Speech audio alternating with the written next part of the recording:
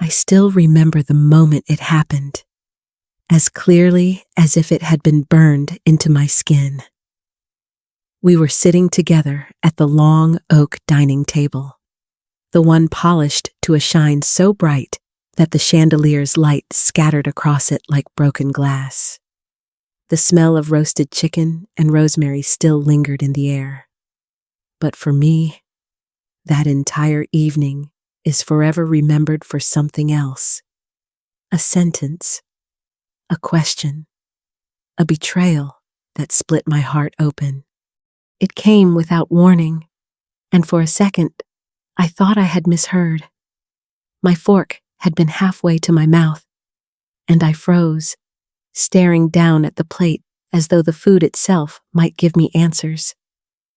The words were meant to sound casual, but they cut me in half. In that instant, I felt like the ground beneath me had shifted. Family dinners were supposed to be safe, a space of warmth and comfort. Instead, that table turned into an interrogation room, and I was the one under suspicion. I remember looking across the table at faces that had once brought me joy. My son, my daughter-in-law, even my grandchildren, yet suddenly, every expression seemed foreign, almost threatening. I felt stripped bare, like my years of sacrifice, my endless love, had all been erased with a single accusation. The disbelief hit first. How could my own family look at me as if I were capable of deceit? The silence in the room became unbearable, thick and heavy, as though the walls themselves were closing in on me. Then came the heartbreak. I had raised my children with everything I had, alone. After losing my husband far too soon, I had carried them, clothed them, worked nights and weekends so they would never feel the hunger or shame that I sometimes carried quietly. And yet, here I was, decades later, being treated like a stranger who couldn't be trusted. My chest ached, not just from their words, but from the realization that perhaps I had been blind to truths simmering beneath the surface for far too long. But as the minutes stretched on, another feeling rose from the pit of my stomach, one I hadn't expected. Determination? Yes. My heart was broken, but I wasn't going to let myself be destroyed. If they wanted to see me as weak, they were about to learn how wrong they were. I had endured storms before. This betrayal would not be the end of me. That night marked the beginning of a painful awakening. I didn't know it then, but what happened around that dining table was just the first crack in a much larger truth waiting to break open. And as I sat there, holding back tears, I realized I needed to look deeper at my family, at the stories I had been told, and at the secrets that were starting to surface. Looking back, I realized the betrayal at that dinner table didn't come out of nowhere.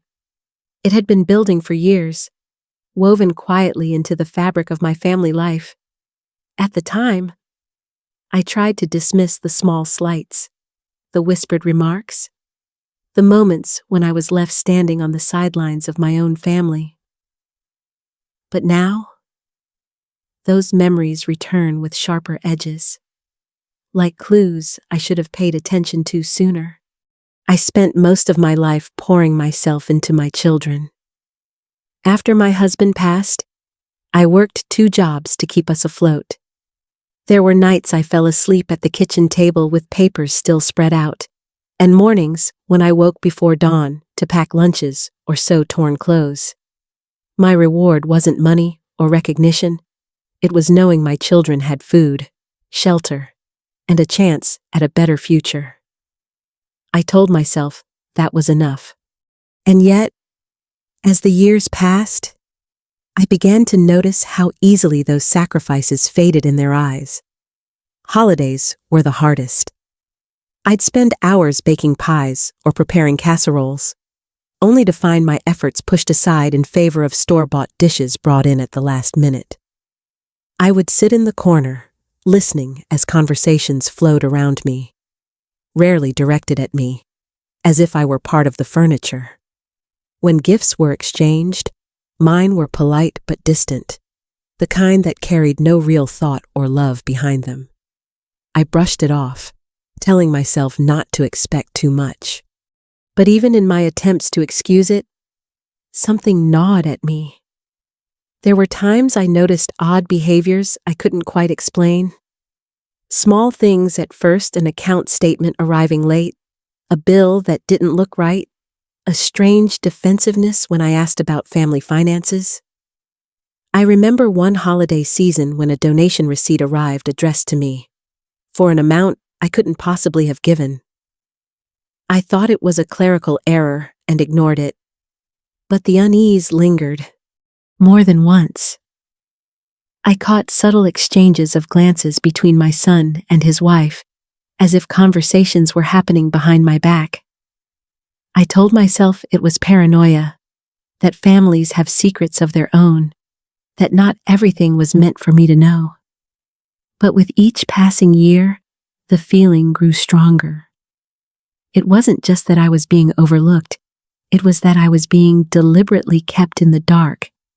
The pain of being undervalued was one thing, but the sense of being excluded, of having decisions made around me as if I didn't matter, began to weigh heavier than I admitted. I had given everything to hold this family together. Yet more and more, I felt like an outsider in the very home where I had once been the anchor. At first, I tried to smother these thoughts. It was easier to believe my mind was overreacting than to accept the possibility that my own family might be hiding something from me. But the signs kept stacking up, and I couldn't shake the unease. Something larger was brewing beneath the surface, and I could feel it pressing against the walls of my life, waiting for the moment when it would finally break open. And deep down, I knew that night at the dinner table wasn't an accident. It was the culmination of secrets long buried, and I was about to stumble into a truth far more devastating than I could have ever imagined.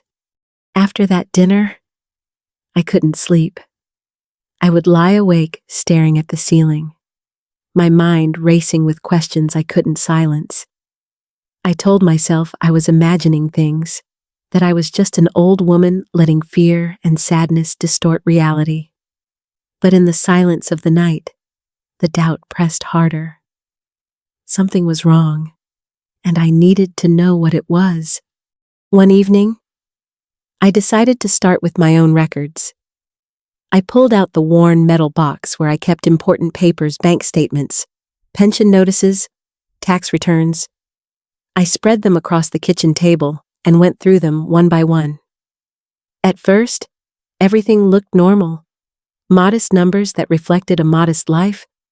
But then I saw something strange, a reference to an account I didn't recognize, connected to my name, but with an address I had never lived at. My chest tightened as I read it again, as if the letters might rearrange themselves into something less frightening. They didn't. That was the first thread, and once I tugged at it, the whole fabric began to unravel. I called my bank the next morning and asked for clarification. They confirmed there was an account linked to my social security number, but registered at an address across town. I felt the blood drain from my face. Someone had taken my identity and built a life on it, right under my nose. The more I searched, the more I found. Credit inquiries I had never made. Transactions that had nothing to do with me. Large sums of money moved in and out like waves on a shore. One record in particular stood out, a transfer of $3,000 that had left my son's business account but never arrived anywhere I knew. And yet, on paper, it looked as though I had received it. For days, I lived in a fog of disbelief. How could this have happened? How could someone so close to me use my name, my life, as a mask for their own schemes. My first instinct was to deny it, to tell myself it was a mistake, a mix-up, something that could be cleared with a phone call, but the evidence piled higher. And with each new page, I felt the walls closing in. Then came the moment of clarity. And strangely, it didn't arrive with anger. It arrived with silence. I remembered little things my daughter-in-law offering to help me set up online banking, insisting she keep copies of my documents just in case. I remembered her casual way of slipping details into conversation that she shouldn't have known, like the last 4 digits of my social security number. At the time, I brushed it off as attentiveness. Now, it made my stomach twist. It was her mistake that confirmed everything. She mentioned a small bank across town during a casual chat, a place I had never been. Later, when I matched that detail with the address tied to the false account, the truth hit me like a hammer. She hadn't just been careless, she had been careful, methodical, and deliberate. The devastation of that realization was like losing my husband all over again. Only this time, I hadn't lost to death, but to betrayal. Yet, in that same devastation, I found clarity. I could no longer afford to be the quiet bystander in my own life. If I didn't stand up now, I risked losing everything, not just my money, but my dignity, my freedom, my family. I gathered the papers, tucked them back into the metal box, and felt something shift inside me.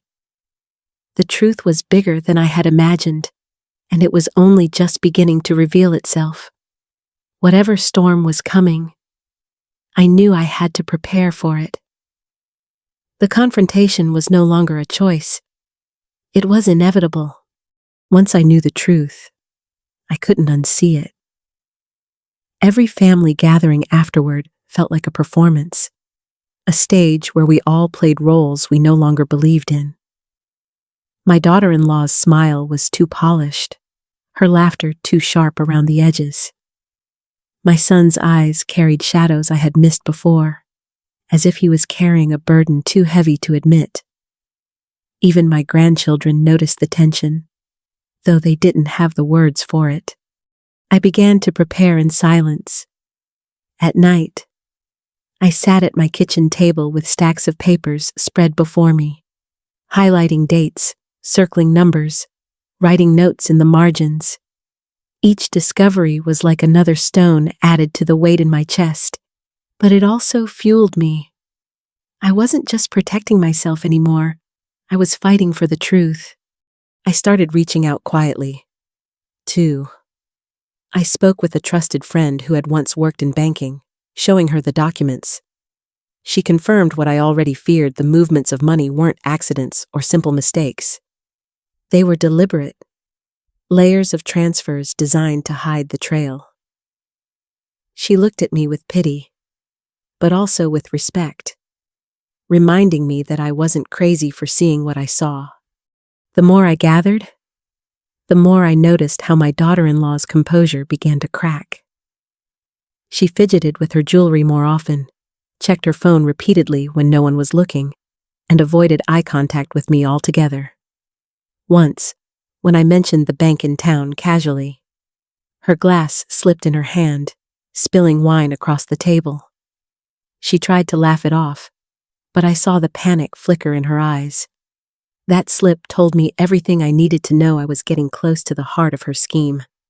And then came the second twist, the revelation that chilled me deeper than anything I had uncovered before.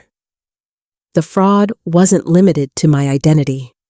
My grandchildren's college funds had been touched, drained quietly over months. Business accounts tied to my son's firm showed irregularities. 2. What had started as a personal betrayal had grown into something much larger, an elaborate scheme that could destroy not just my reputation, but my entire family's stability. The realization made my outrage burn hotter. This wasn't just about me being deceived. It was about the future of the people I loved most being stolen in plain sight. My daughter-in-law wasn't only exploiting me as a convenient victim, she was weaving a web of lies that threatened to collapse everything my son had built, everything my grandchildren depended on. I kept my silence, but inside, I was seething. I made copies of every document, stored them in places where they couldn't be reached. I rehearsed what I would say when the time came. Each strained family dinner, each fake smile exchanged, only sharpened my resolve. The house of cards she had built was swaying now, and I knew it wouldn't take much for it to collapse. All I had to do was be ready when it did. The confrontation was coming. I could feel it in every glance, every silence, every tremor in her voice. And when it arrived, I would no longer be the quiet woman in the corner. I would be the one holding the truth. The night of the confrontation arrived like a storm I had been waiting for. My chest was tight, but my hands were steady as I placed the documents neatly into a folder. Each page carried pieces of truth that could no longer be ignored. I knew there would be no turning back after this. But silence had already cost too much. The family gathered around the same polished table that had once been a symbol of togetherness and now felt more like a battlefield. The air was heavy with unspoken words. I watched her carefully, the woman who had smiled at me for years, who had called me family while quietly weaving lies around me. She looked confident at first, but the slight tremor in her hand as she poured wine betrayed her. When I laid the folder on the table, the room shifted. My voice didn't need to rise. The papers spoke for themselves. Account records, transfers, forged signatures all tied to my name, all impossible to dismiss. My son stared at the pages with a face caught between confusion and horror. My grandchildren went silent, forks frozen halfway to their mouths. She reacted quickly, too quickly. The denial came sharp, almost rehearsed, her voice rising as though volume could wash away evidence. She tried to turn the blame back on me, painting me as forgetful, confused, unwell. For a moment, I almost pitied her. But pity evaporated when I saw the cold calculation in her eyes. This wasn't desperation. This was someone who had believed she could keep control, even in the face of proof. The anger boiled over in the room. My son demanded answers, but she dodged and twisted, clinging to excuses. I could see the walls of lies collapsing around her, yet she still fought to hold them up. It might have ended there, her denial against the truth, but then came the twist that left even me breathless. The scheme wasn't only about my accounts. Hidden among the records was a transfer that exposed the full scale of her betrayal money, siphoned from the children's college funds, diverted through shell accounts, funneled into a business I had never heard of. I remember the sickening realization that she hadn't just targeted me. She had stolen the future of her own children. The shock was too much for my son. He pushed back from the table, his face pale, his hands shaking.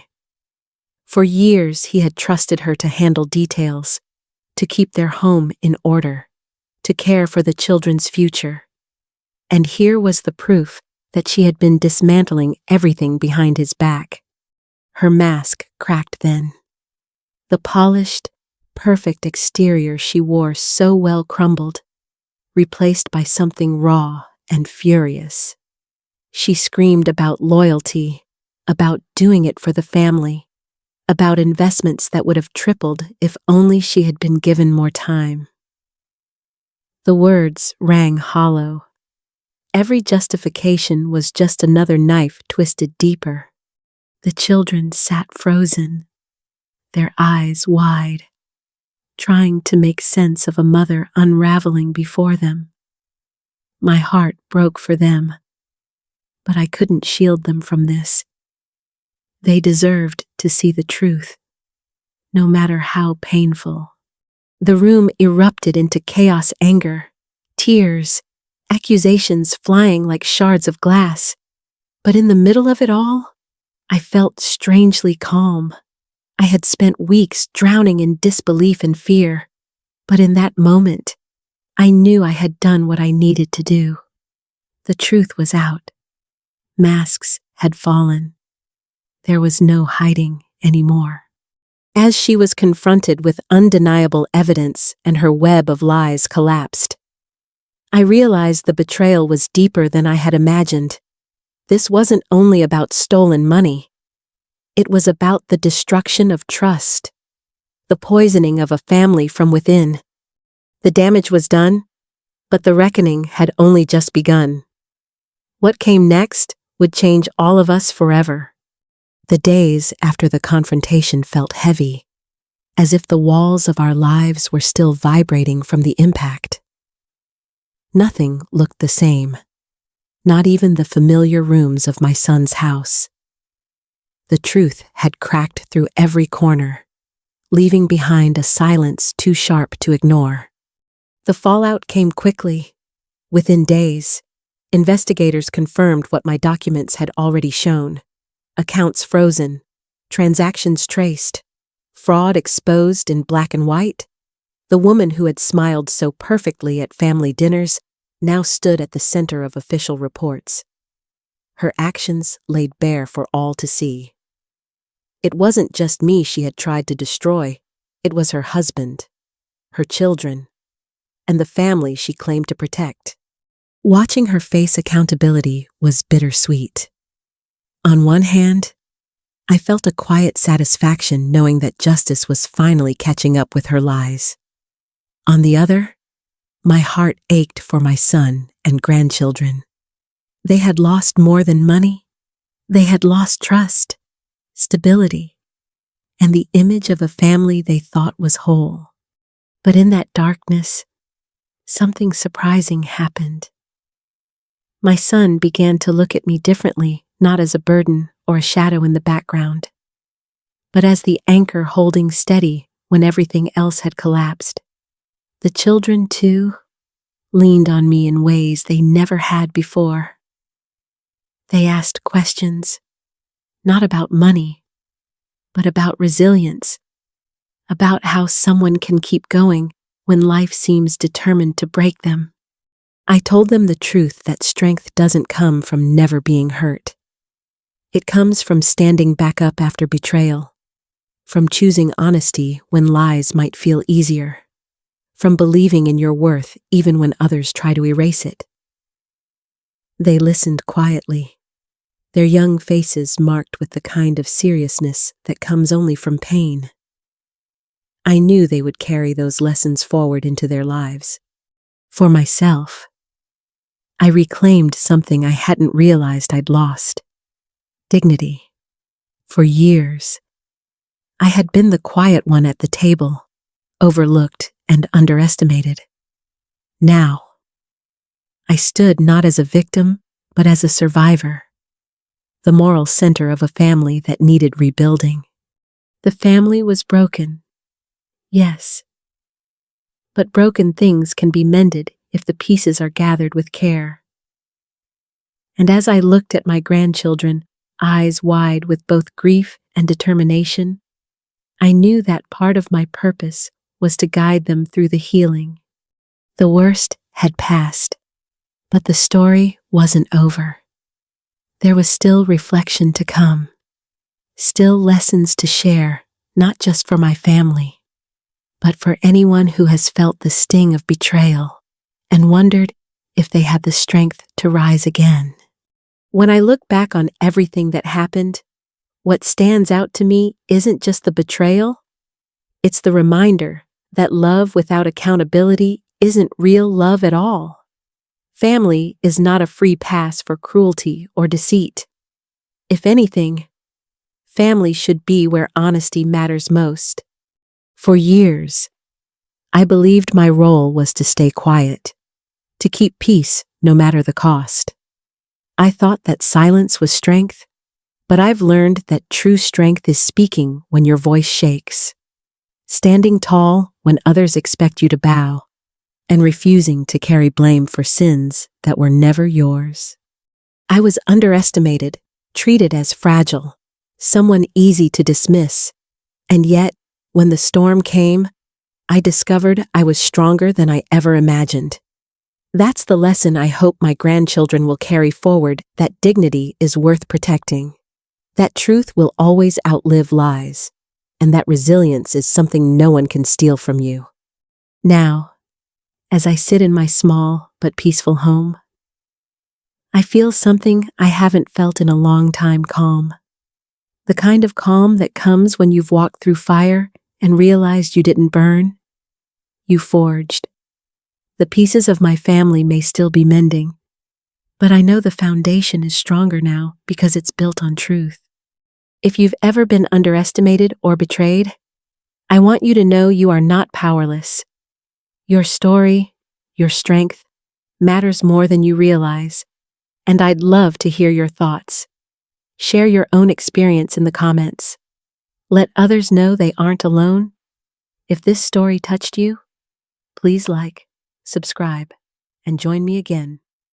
Your voice matters.